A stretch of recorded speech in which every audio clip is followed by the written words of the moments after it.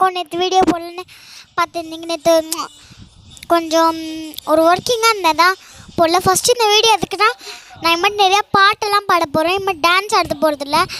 இன்னும் ஒரு 20 டேஸ்க்கு நம்ம என்ன பண்ண போகிறோம்னா பாட்டு தான் பாட போகிறோம். பார்த்திங்கன்னா இப்போ நான் வாட்டர் பேக்கெட் சாங் பாடுறேன், வாங்க பாடிடலாம். ஐயா போலே அம்மா போலே உன்னை தூக்கிட்டு ஜாவ போலே செல்ல குட்டி வடி பாச்சா மேல ஐயோ நாகாவாலே நிகர்வாலே வாவோ எடுத்த வாடி பீலே அவன் காணா போடுறதுக்கு வைனாமே இல்லை.